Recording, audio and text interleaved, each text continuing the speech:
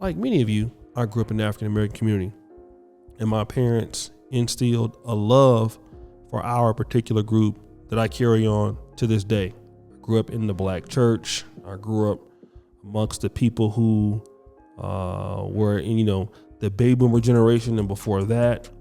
And I really loved my life coming up in Black America. And I understood also that we had people that were adjacent in our community that had some pull. Now, I want to talk about this from this perspective. I've heard about Marcus Garvey. I've heard about Walter Rodney, people like Harry Belafonte, Sidney Poitier, people who were so close to our community that we didn't even know that they wasn't African American, but they had certain levels of contribution to what our community stood for.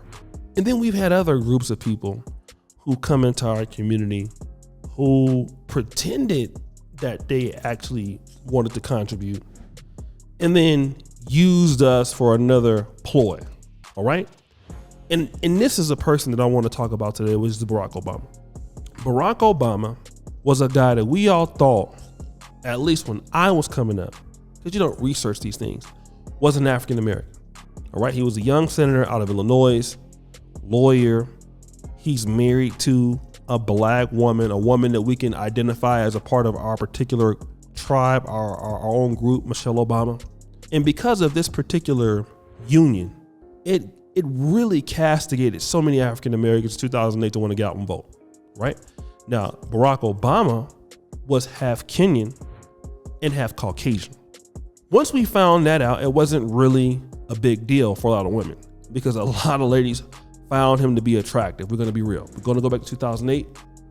A lot of women were rooting for Barack Obama firstly because he was promising certain things very similar to, like I said, Bill Clinton. He was promising a lot of change. Yes, we can do this. And we had a lot of people that came out to vote in 2008. 2012 was a little different because he had to go and change his stance on gay marriage, and that was what kind of helped him sort of in that ilk.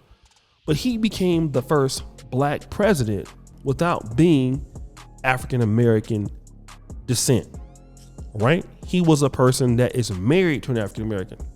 So with that being the case, Tyler Perry, who's one of our talented film directors, he posted this picture. This photo was taken at my house. I bought these chairs from an auction because they belonged to Abraham Lincoln. We both sat in them and had a conversation. I wondered when he freed the slaves, could he have imagined that one day a descendant of those slaves would become president in the United States? Only in our America, with all of her flaws, what a great country we live in, and we must fight to keep our democracy. Happy birthday, President Obama. Okay, so I understand what he's trying to get at, but Barack Obama has a Kenyan father who was a very intelligent man that went to Harvard University, and Barack Obama was married to his mom was a white mother raised by the grandparents. Okay. Now, let me just say this. There is a growing concern amongst a lot of African Americans who are trying to separate the achievements of African Americans from black immigrants. It will be hard to do so from the Caribbean communities in the 40s, 50s, and 60s because a lot of them were to struggle with us. But I've seen this attitude more or less towards Africans, okay? And this tends to be people coming from Africa during the independence movement. So those like coming after the Biafra War from Nigeria, those coming from Kenya, those coming from Uganda. I've seen more or less the focus on this particular group of people. And I believe why that may be is because a lot of the brothers and sisters in the African American community feel like that there is no parity from this group once they come into America and be successful. This is why the backlash is coming. This is why you see Nas. Is Tyler Perry this stupid? Obama is not a descendant of slaves. His mom was white. His dad was a Kenyan immigrant. Those Democrat shills will say anything to glorify Obama, just outright lies. Okay? You see Tory Nix. Obama's father is from Kenya and his mother is a bloodline of Caucasians who owned slaves in America. Obama's not a descendant of enslaved Africans. He didn't even believe black Americans needed reparations. Tricky math here. So this kind of smoke coming from or towards Barack Obama is based off of how African Americans believe that certain Africans have seen them. Okay. And again, I'm a person in the Pan-African community. I'm very deeply African American centered, but I believe that this is the issue here. And one of the issues that you see somebody like Tyler Perry and the Democrats trying to do, some of them are trying to replace our group with the people who they feel are subservient in other groups. In other words, Barack Obama, if black Americans would have known his positions on the black family, his positions on the black community, his positions, or if he had anything tied to our folks, we looked at him and the way he talked and sound, he was singing Amazing Grace and songs like that. We thought he was one of us until we found out that we were expendable to him just like everybody else. Okay. He went where the folks that had the money in the pool. He didn't have anything rooted in our community. So what blacks are saying now is that we don't feel that there is no parity from the other groups in the black diaspora, mainly coming from Africa, with us.